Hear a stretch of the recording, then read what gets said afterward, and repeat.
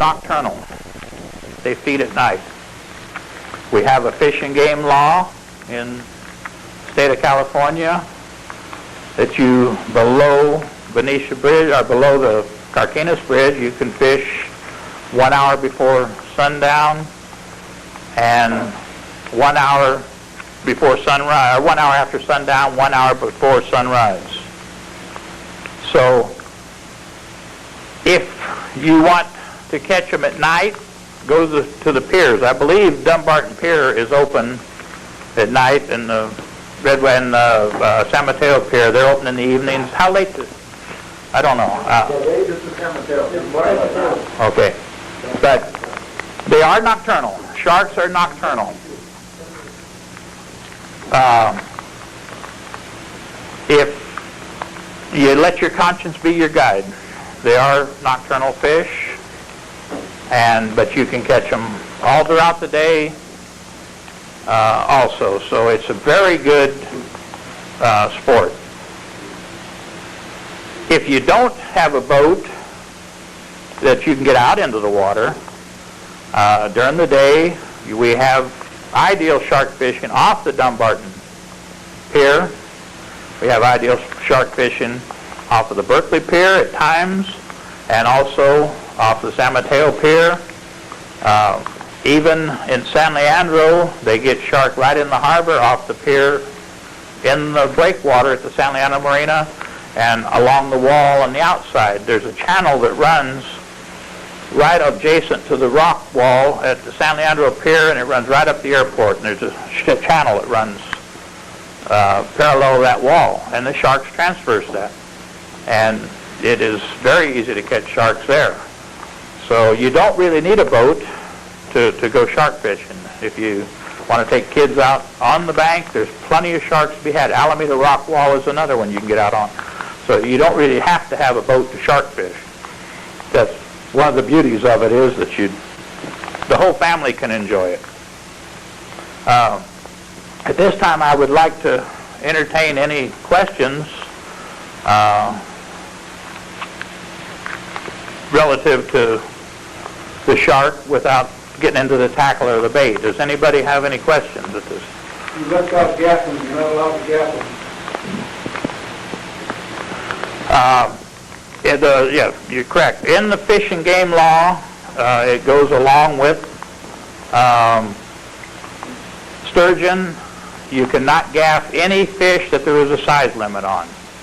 So therefore, we cannot gaff sharks anymore. You have to get them in the best you can. In Gene's presentation, he'll explain how we get them in the boat. We don't use a gaff because we don't want to injure the fish. We get them in the boat without gaffing them, no matter what size they are.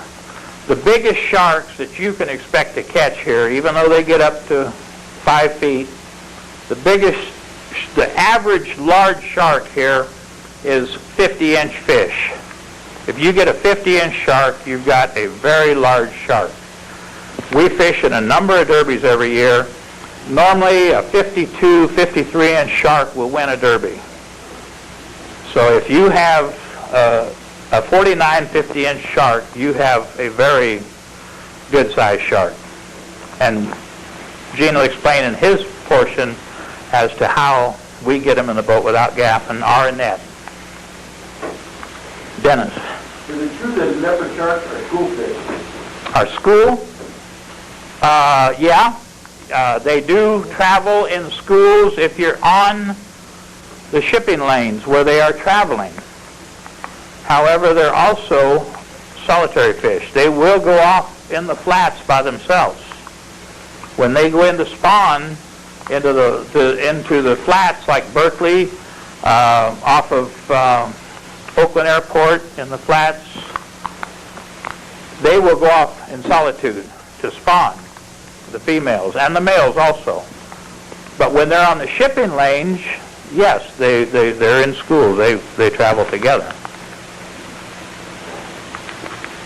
There's a lot to be learned about sharks. Fish and Game has neglected them for years to put any money or any effort into learning anything about them.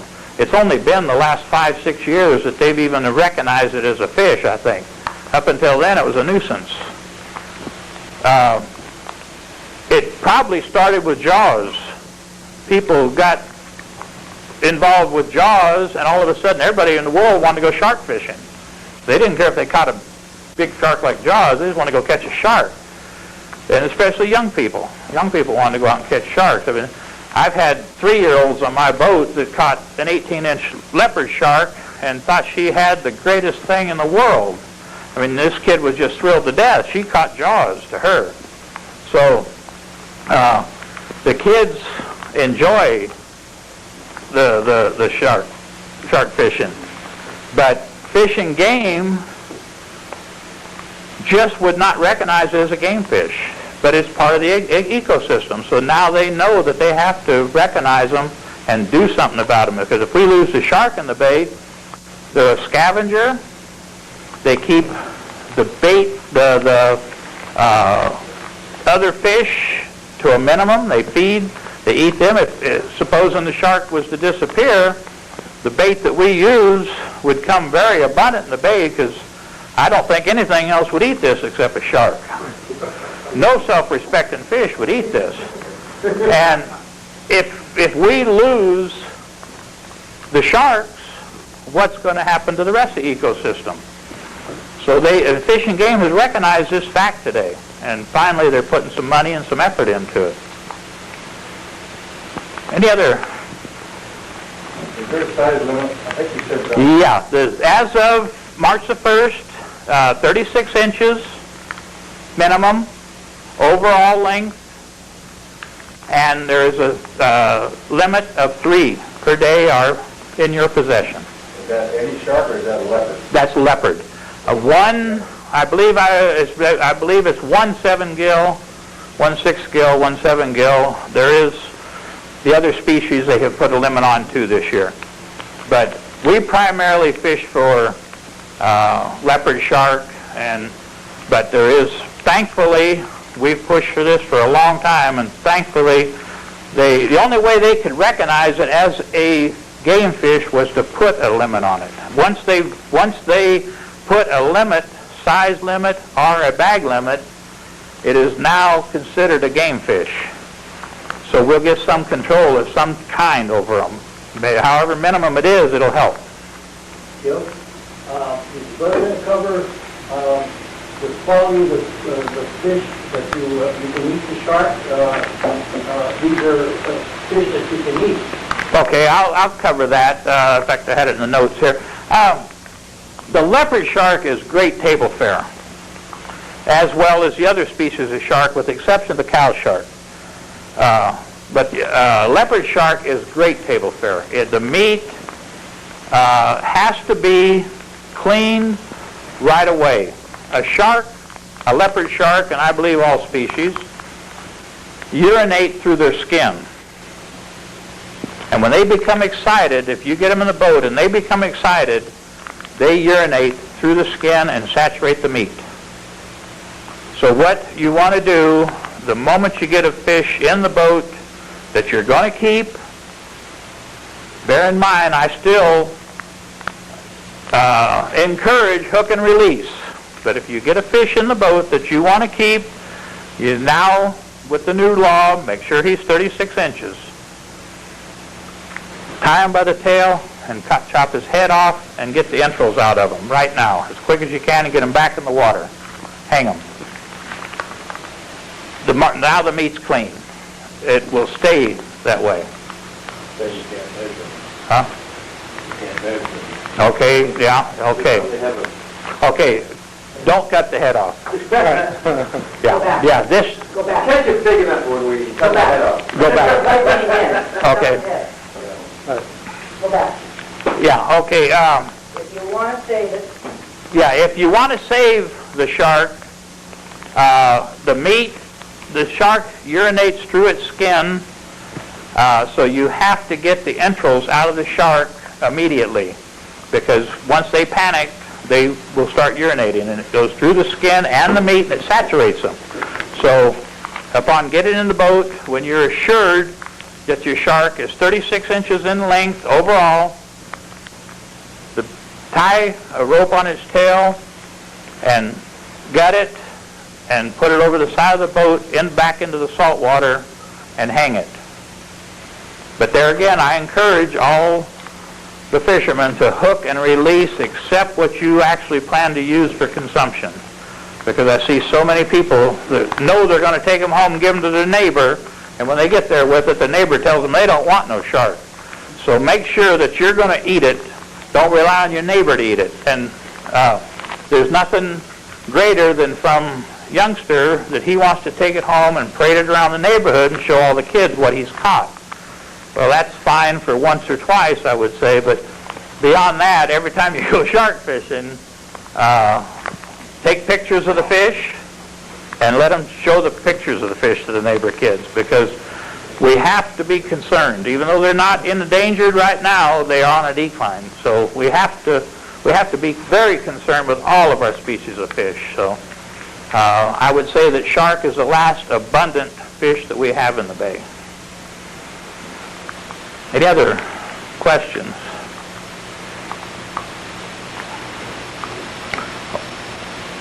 Okay.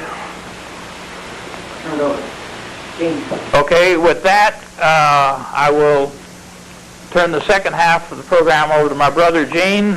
He's going to discuss baits that we use, the tackle we use, and the fishing methods that we use. Gene? Okay, thank you. Basically, what we're using is basically the same tackle we use for sturgeon fishing. Typical sliding sinker rig with a little slider with your terminal tackle. We're going to have to put the microphone on you, Gene. Okay. There's too much airspace in there, and I'm getting a lot of static. So you could either, what you could do is, you guys take a break. All right. You could either stay with him or you want to go sit down. You want to stay with him? I'll sit down. I just sit aside here while he... Wait. Then what I want you to do is I want you to introduce him or give it to him, and then you leave, and then it'll be up to him. Okay. Introduce me already, is that right?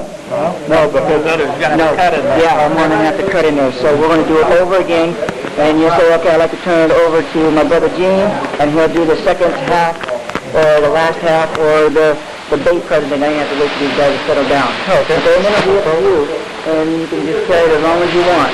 So what I want to do is, I want you to mention that, and I'm going to do some cutting, so you're going to have to understand me. Oh, sure. But what I want to do is I want to give the club the whole thing first. Okay, whatever time it takes you, I want to give you the master, and then what you're going to do is I'm going to cut 15 minutes of yours, but I'm going to save all the goodies, and then put 15 minutes of yours together, and put it together, because there's a hell of a lot that he said that I like to get, especially about cleaning and about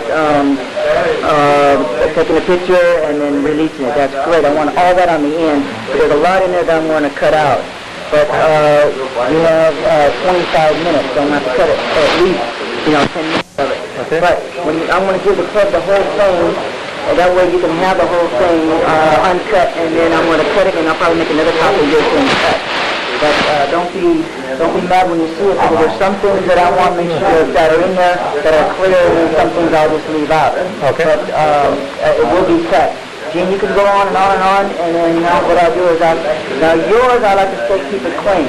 I mean straight through, because what you're going to do is the base presentation. I don't want to cut a lot of it out. Okay. So what we'll do is you keep watching me, and as soon as we start, I want to do like 15 minutes. Okay. And then I'll go, that's it. And then try to end it within the next 3 minutes. Yours I just want to cut up. Because if I cut up any of yours, that means I left you take that little portion of it out. All right. Okay, get close together. Okay. Hey guys.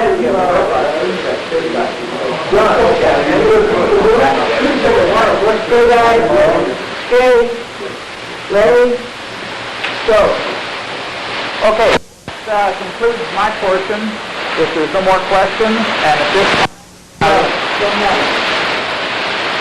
give me a contact, Gene. Yeah, hello? 1, 2, 3. It died? Did you turn it off?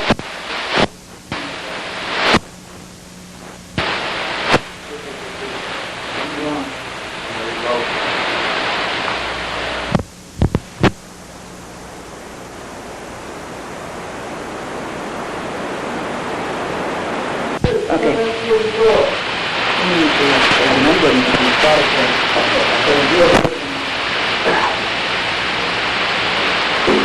Yeah, is it working now? Are you doing anything?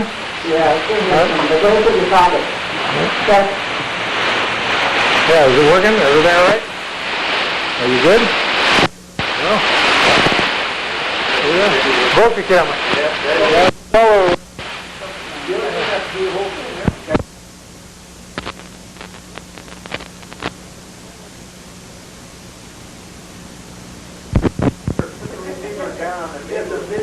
Yeah, but if he backs up, There you go.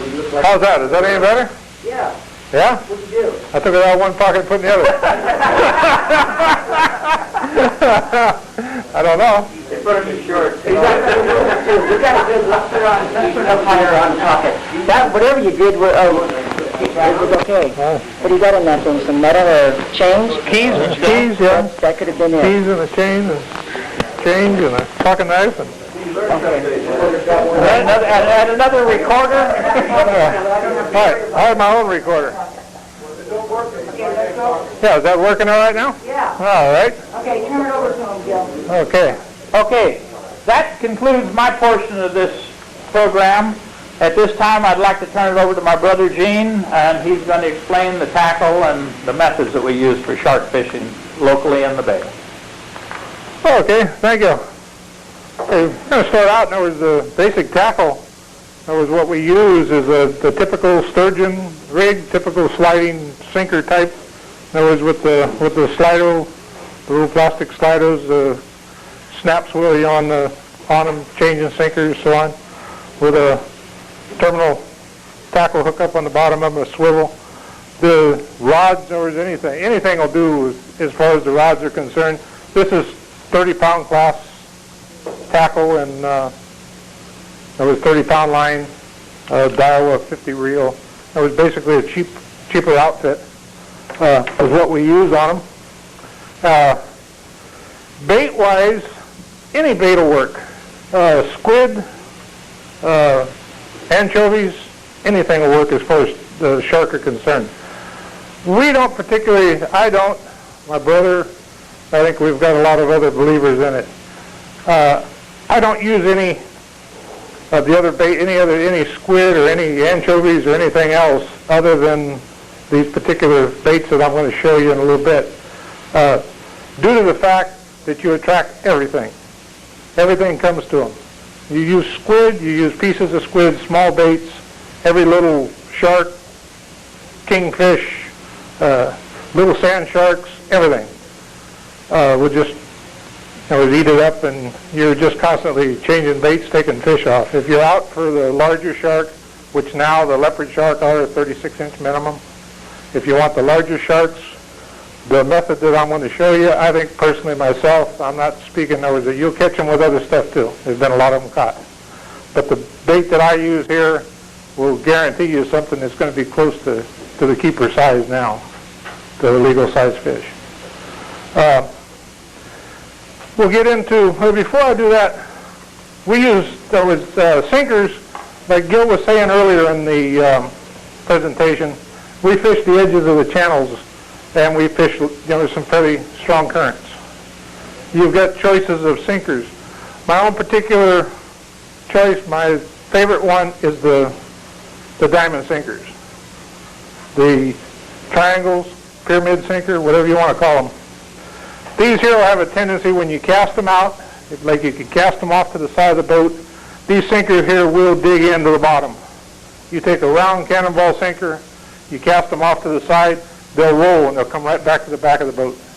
You'll wind up, if you've got 3 or 4 people on the boat, you've got 3 or 4 rods out, you'll wind up, all the rods will be in one spot, all the lines, with the cannonball sinkers. With the pyramids, they'll have a tendency to go out, bury themselves into the sand or mud bottom or whatever, and they'll stay there. They hold a lot better. You want enough weight on them to keep the bait down on the bottom in the current. Keep it right down to the bottom. It could be anywhere from a 4-ounce weight to up to maybe a pound, pound and a half, depending on how fast the current you're in and where you're at, how deep the water. Bait-wise, these are the slimy little critters that we've been talking about. They're not the neatest little thing, but they work.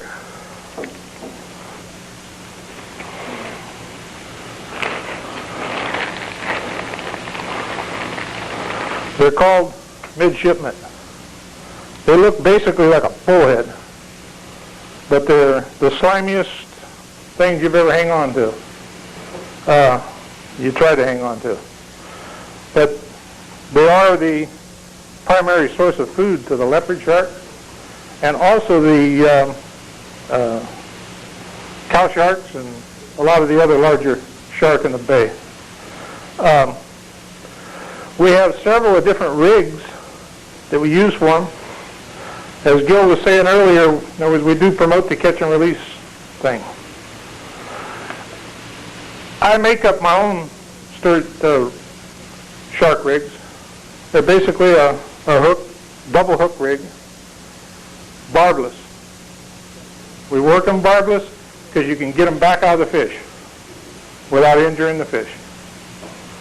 And you get a fish thrashing around in the boat and you try getting the hook out of his mouth, and if that hook does come loose, one of them or something catches you, it'll come out of you too. You use a barbed hook, you've got problems. The rigging of them, we've rigged them in all sorts of ways. There's all kinds of ways of doing them. My own personal way of rigging them is hanging them with the tail down. I was running the hook in about halfway down the body, run the hook into them, run the hook back, and turn it. And turn it out and lay it right on the side of the fish. Take the other little hook, which is just dangling in here. Like I was saying, these leaders here, I make up myself. They're available here. There was at bait shops. Angler's Bait Shop in Fremont handles them. I don't know what they sell for, but no, they're basically probably not that much. We take the second hook and run it right through the lower part of the jaw and just turn it out. And that's the way they're presented down. I have a theory of the shark themselves. They don't take them by the head. I don't think they're like a striped bass that want to take them and turn them and swallow them. When we first started fishing with them, we were having a lot of the baits that were cut off. In other words, they were bit off right behind the gills. And you'll come back in and you have just a head left. Or you'll have them where they don't get to the hooks. That's why we've been putting the larger hook to the bottom and hanging them downward. That's one way of rigging them right there. We also have a way of threading them.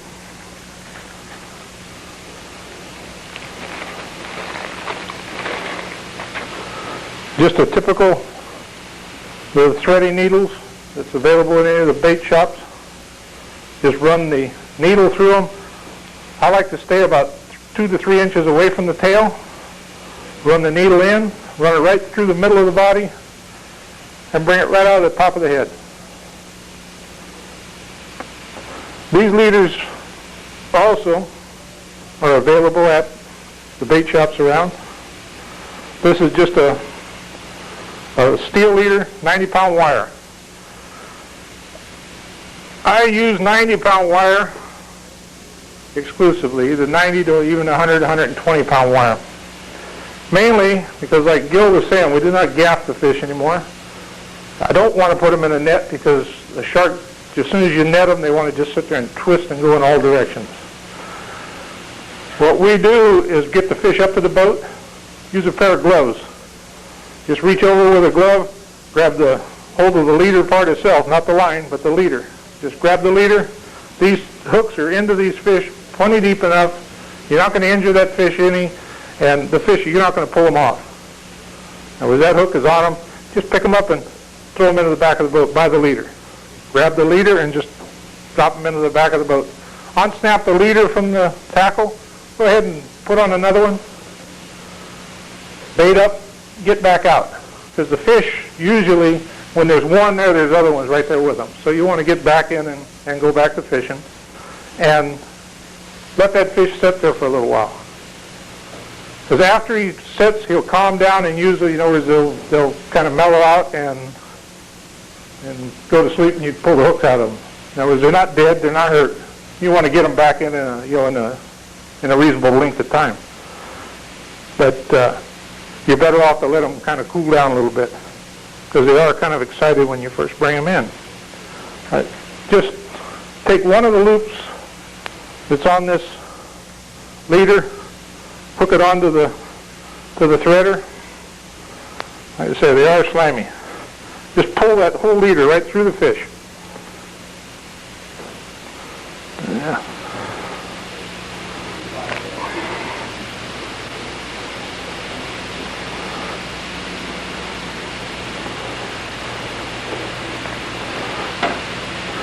These are just a standard, just a two-prong hook, which I also barbless. I crimp the barbs back on. I've never been able to find any that are barbless. We just crimp the barbs back.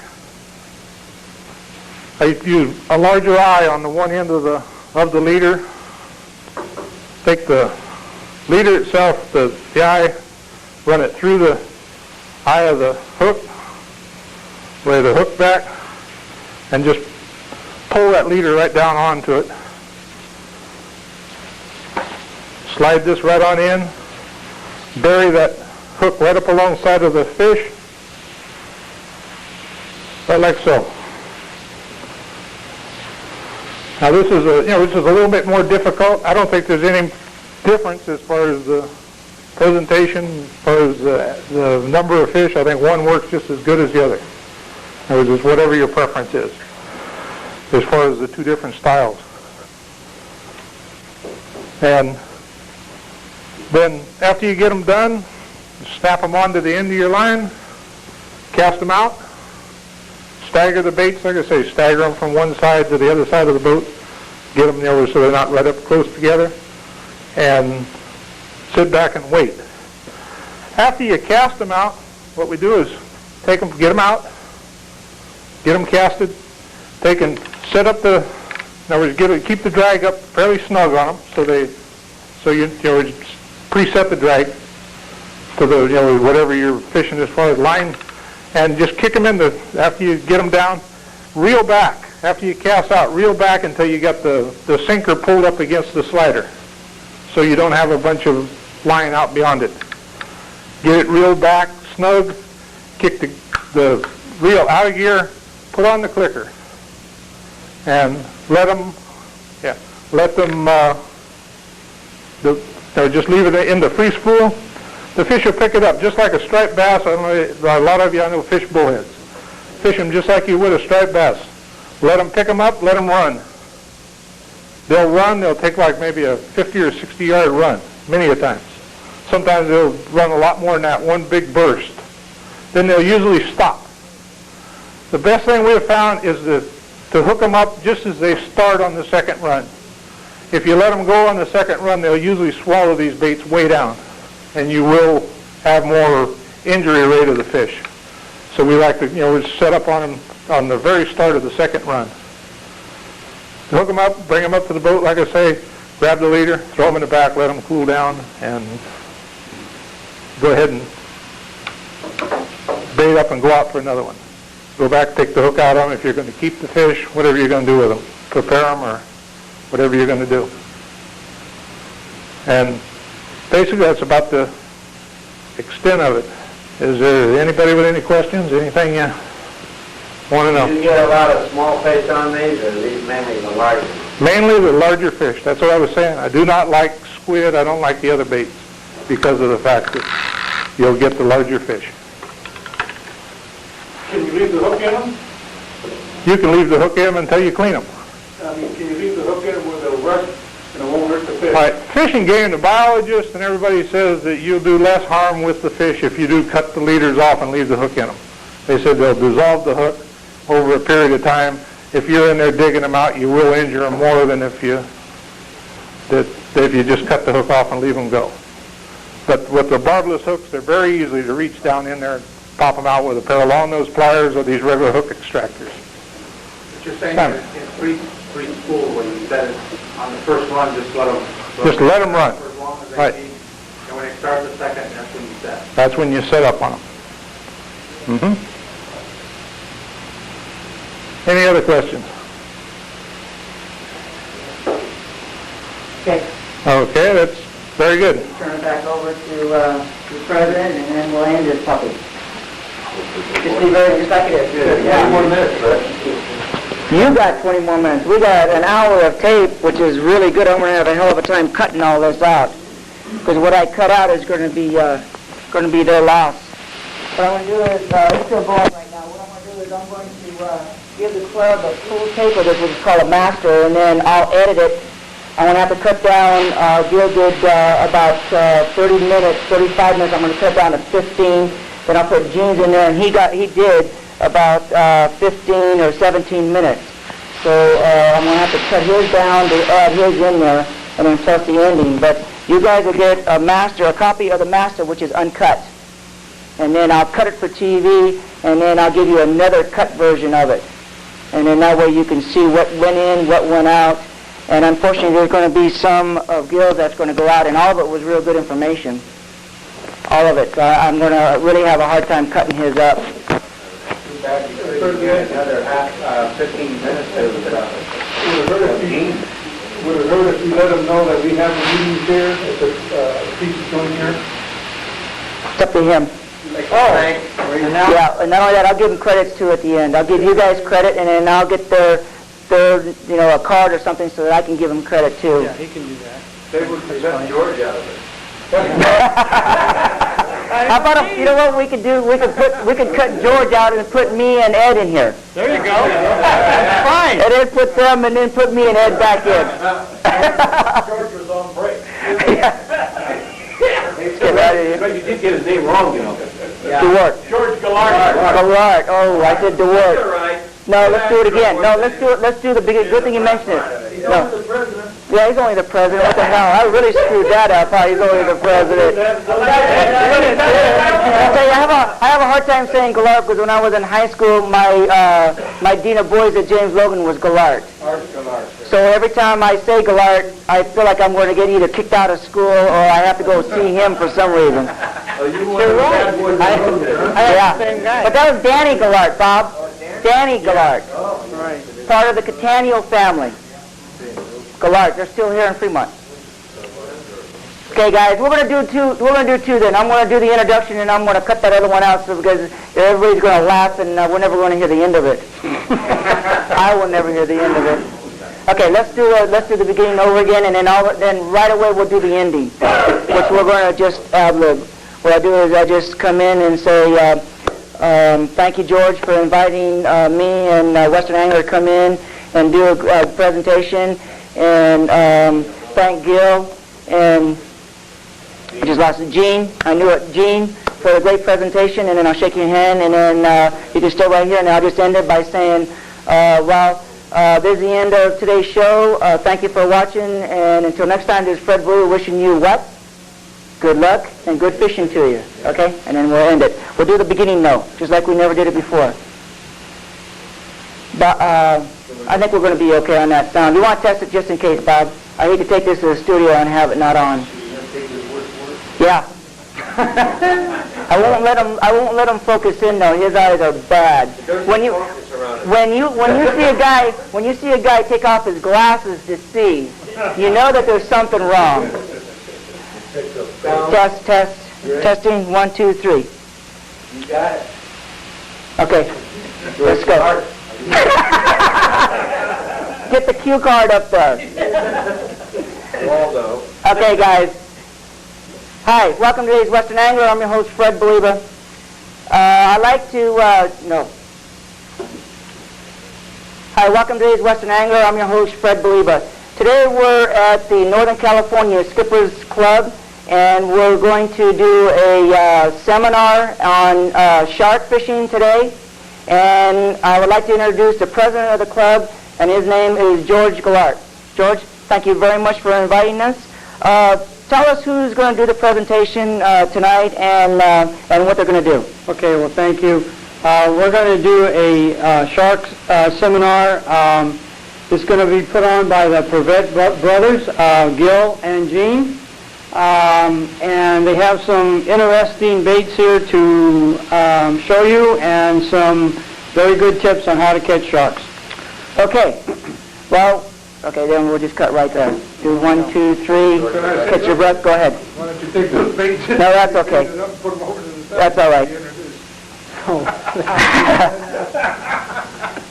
Okay, we'll do the ending. No. No, they'll just think that they're just part of the demonstration. They have people. Okay. Come on, let's get our shit together. Wait back. Slow down. Everybody wants us to guzzle some beer down and take these 1,000 watts out of here.